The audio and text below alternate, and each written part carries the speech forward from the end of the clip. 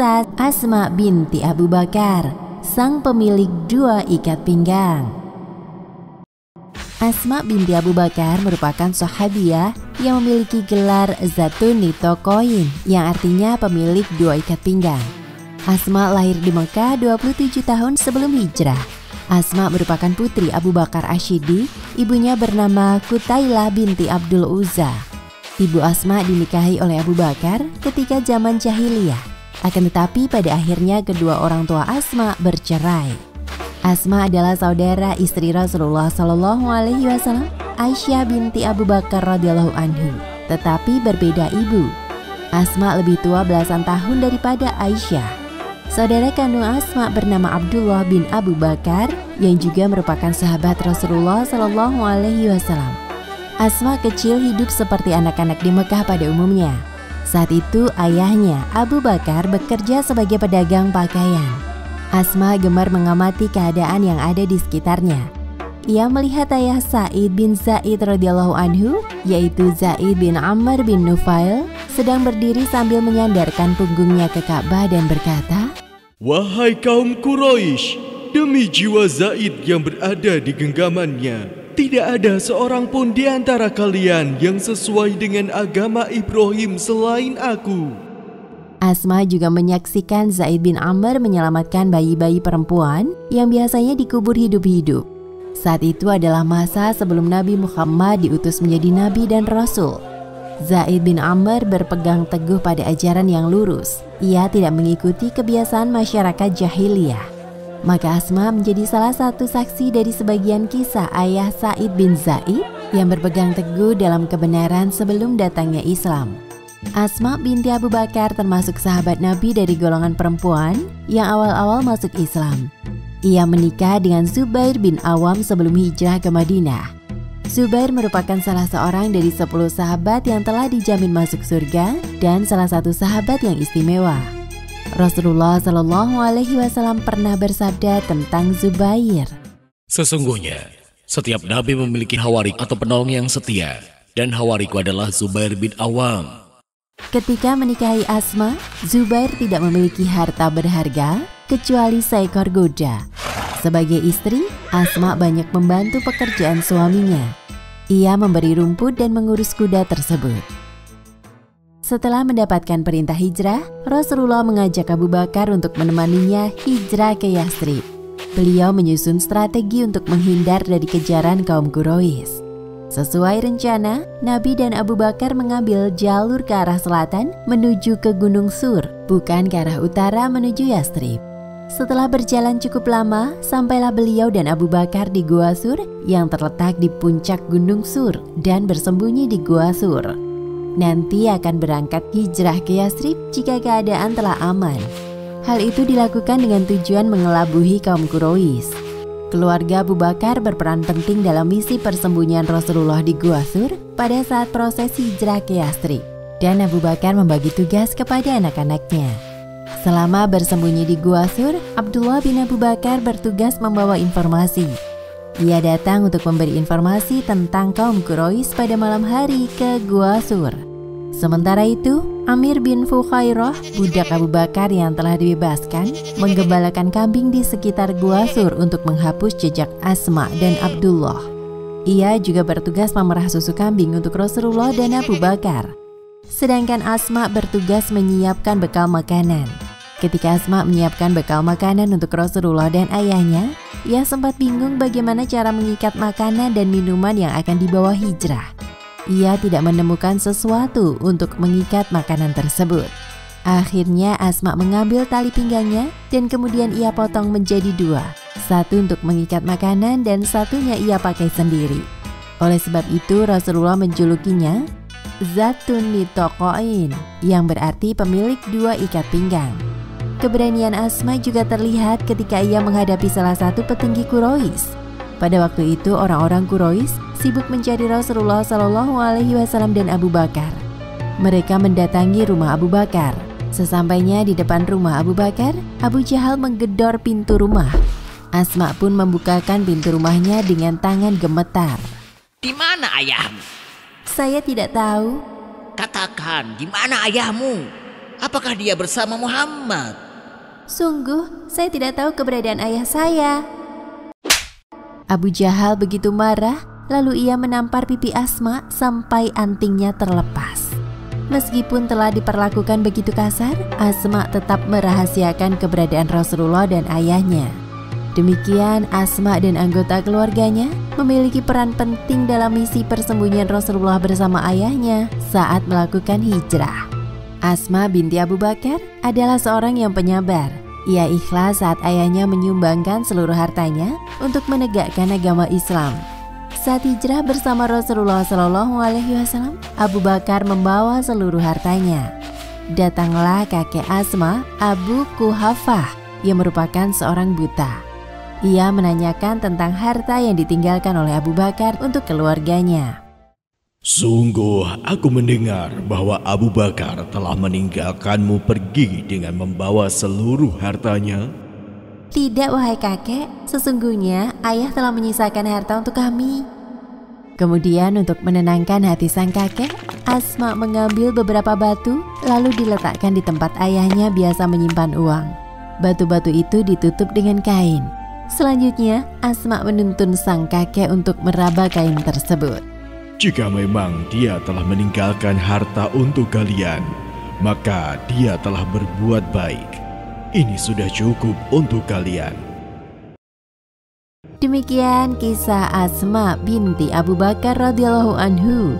Hikmah yang bisa diambil dari kisah tadi antara lain: pertama, tolong-menolong dalam kebaikan sangat dianjurkan dalam Islam, sebagaimana Asma yang ikhlas dalam membantu perjalanan hijrah Nabi Muhammad SAW dengan menyiapkan bekal makanan. Kedua, hendaknya berbuat sopan dan lemah lembut kepada orang yang lebih tua, sebagaimana Asma yang bersikap lemah lembut kepada kakeknya. Wallahu a'lam bishawab.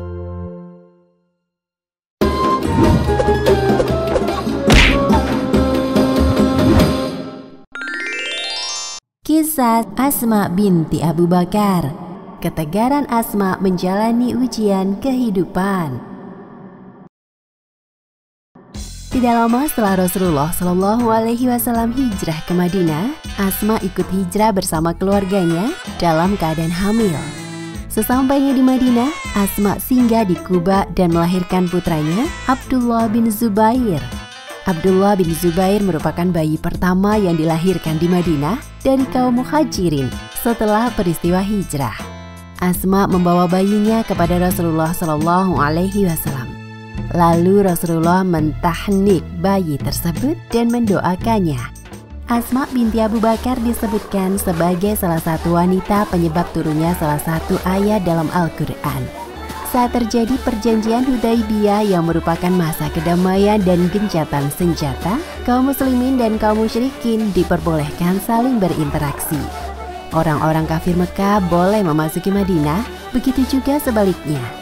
Pada saat itu, ibu Asma yang bernama Qutailah binti Abdul Uzza datang ke Madinah hendak menemui Asma. Ia membawa hadiah dan berbuat baik kepada putrinya. Awalnya, Asma tidak mau menerima pemberian tersebut karena ibunya adalah seorang yang masih musyrik. Kemudian Asma pun meminta Aisyah, saudaranya, yang juga istri Nabi, untuk menanyakan hal tersebut kepada Rasulullah SAW. Wahai Aisyah, tolong tanyakan ke Rasulullah, sesungguhnya ibu saya datang dan beliau ingin bertemu dengan saya. Apakah saya boleh menyambung silaturahim dengan ibu saya sementara beliau musyrik? Setelah Aisyah bertanya kepada Rasulullah, maka turunlah surat Al-Mumtahanah ayat 8 yang artinya, Allah tidak melarang kamu berbuat baik dan berlaku adil terhadap orang-orang yang tidak memerangimu dalam urusan agama dan tidak mengusir kamu dari kampung halamanmu. Sesungguhnya Allah mencintai orang-orang yang berlaku adil. Surat Al-Mumtahanah ayat 8 tadi sekaligus menjadi dalil bahwa tidak mengapa bagi seorang muslim berbuat baik kepada orang-orang kafir yang tidak memusuhi agama Islam dan kaum muslimin. Zubair bin Awam adalah seorang yang pencemburu dan Asma memahami tentang kondisi suaminya itu. Suatu hari, Asma mengangkat buah kurma dari kebun yang Rasulullah SAW berikan kepada Zubair. Kebun tersebut sejauh 2/3 farsakh atau sekitar 5 km. Di tengah jalan, Asma bertemu dengan Rasulullah SAW dan beberapa sahabat. Rasulullah SAW merasa iba karena melihat Asma berjalan jauh dengan membawa kurma tadi. Kemudian beliau memanggil Asma. Ketika Rasulullah mengajak Asma untuk menaiki unta beliau, Asma menolaknya dengan halus. Ia sangat menjaga perasaan suaminya. Asma kemudian menceritakan kejadian tadi kepada Zubair. Lalu suaminya berkata, Demi Allah, kau angkat biji-bijian di atas kepalamu itu lebih berat daripada engkau dibonceng oleh Rasulullah Sallallahu Alaihi Wasallam. Perkataan Zubair tadi menunjukkan tidak adanya keberatan baginya selama itu bersama Rasulullah. Sesudah peristiwa itu, Abu Bakar mengirimkan pelayan untuk Asma, sehingga ia tidak lagi sibuk mengurusi kuda dan berbagai pekerjaan lainnya. Asma binti Abu Bakar juga mampu menyerap petunjuk Rasulullah SAW yang berkaitan dengan upaya pengobatan. Diriwayatkan dari Fatimah binti Al-Munzir, jika Asma didatangi wanita yang demam dan meminta tolong kepadanya, maka ia mengambil air dan menuangkannya ke antara badan dan sela bajunya. Asma lalu berkata, Sesungguhnya Rasulullah SAW memerintahkan kepada kamu supaya mendinginkan demam itu dengan air. Beliau bersabda, dinginkanlah dengan air. Sesungguhnya panas itu adalah sebagian dari air mendidih di neraka jahanam. Saat ini cara tersebut mirip dengan kompres. Sebagian ulama mengartikan demam yang dimaksud adalah demam khusus, yaitu demam panas yang begitu tajam sehingga tidak berlaku bagi demam karena dingin atau meriang. Keahlian Asma dalam upaya pengobatan juga ditunjukkan ketika dalam peperangan. Asma ikut serta dalam perang Yarmuk bersama sang suami, Zubair bin Awam. Dalam perang tersebut, selain ikut berjaga-jaga ketika ada prajurit yang kelelahan, ia juga mengobati para prajurit yang terluka. Asma dan Zubair memiliki beberapa anak laki-laki dan perempuan. Anak yang terakhir lahir adalah Urwah bin Zubair. Ia lahir di zaman Khalifah Umar bin Khattab. Urwah dikenal sering meriwayatkan hadis dari bibinya, yaitu Aisyah binti Abu Bakar. Asma dikenal sebagai seorang yang dermawan. Meskipun hidupnya sederhana, Asma suka memberikan hartanya kepada orang miskin.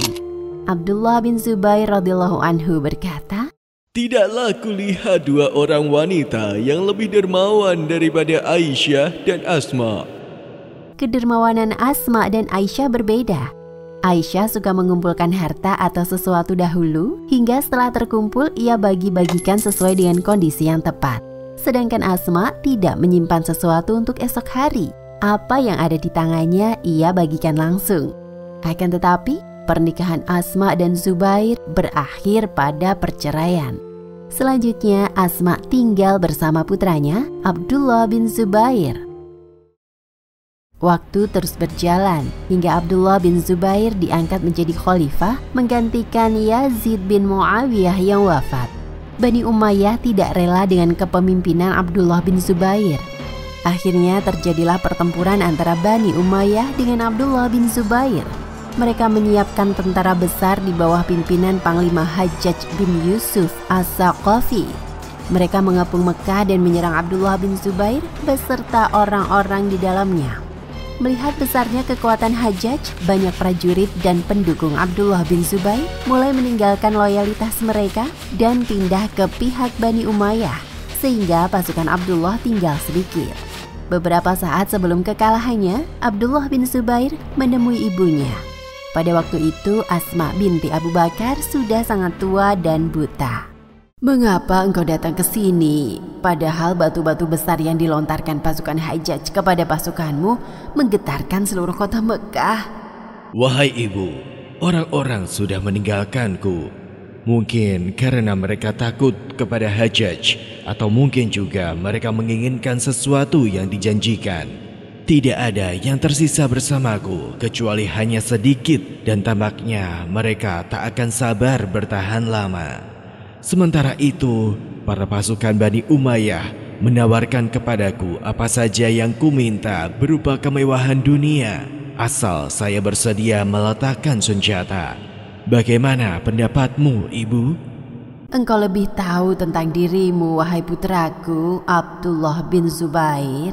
Jika engkau yakin dalam kebenaran, maka teguhkanlah hatimu seperti prajurit yang telah gugur. Namun jika engkau menginginkan kemewahan dunia, maka engkau adalah hamba yang terburuk.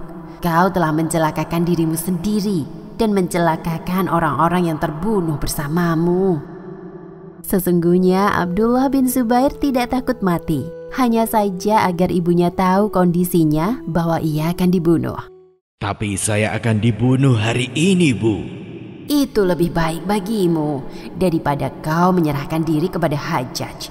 Pada akhirnya kepalamu akan diinjak-injak juga oleh budak-budak Bani Umayyah dengan mempermainkan janji-janji mereka yang sulit untuk dipercaya. Wahai ibuku, saya khawatir jika mereka akan mencincang dan merobek-robek jenazahku dengan kejam.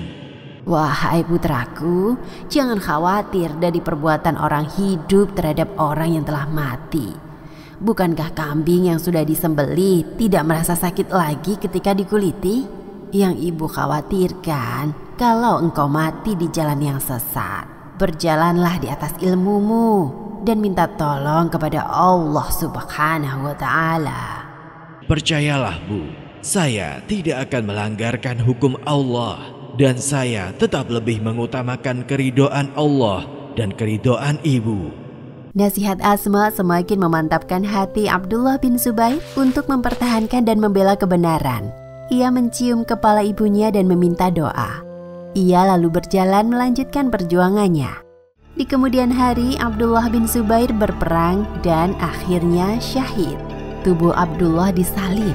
Hajjaj mengatakan bahwa Abdullah bin Zubair adalah musuh Allah dan seorang munafik. Abdullah bin Umar mendatangi jasad Abdullah bin Zubair. Ia seolah berkata kepada jasad tersebut dengan keras agar orang-orang Quraisy mendengarnya. Demi Allah, saya tahu tentang engkau wahai Abdullah bin Zubair. Engkau adalah orang yang senantiasa puasa, sholat malam, dan menyambung silaturahmi.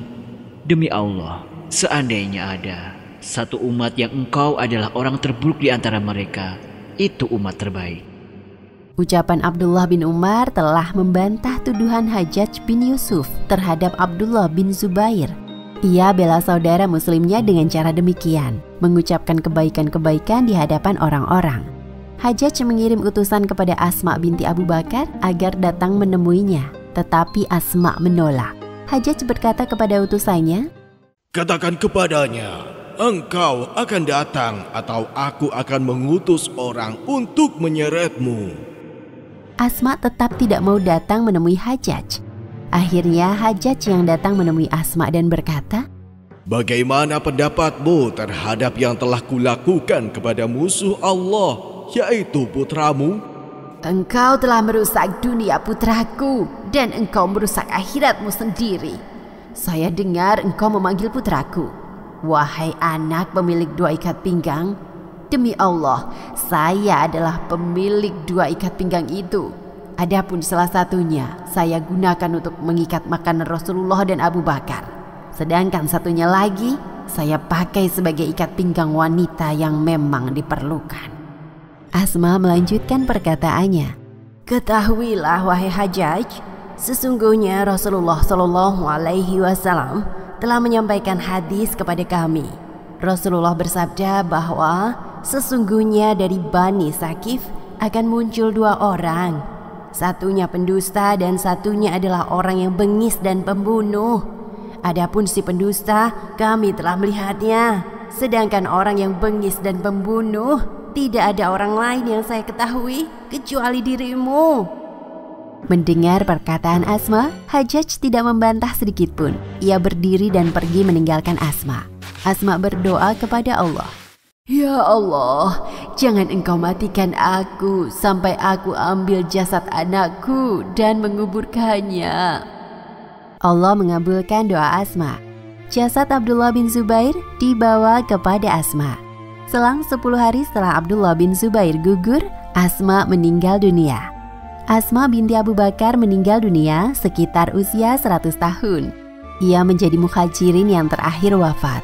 Selama hidupnya, Asma meriwayatkan 56 hadis Rasulullah SAW, 26 diantaranya terdapat dalam Sahih Bukhari dan Muslim. Demikian kisah Asma binti Abu Bakar radhiyallahu anhu.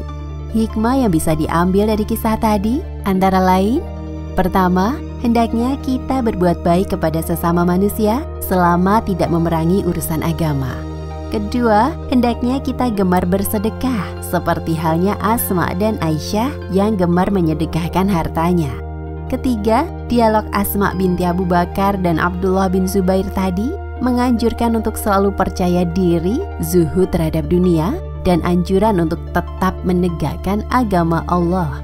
Keempat, Asma adalah sosok wanita yang pemberani dan tangguh. Ia mampu menjalani kisah hidup yang berliku dengan senantiasa bersandar kepada Allah Subhanahu wa Ta'ala. Wallahu a'lam bishawab.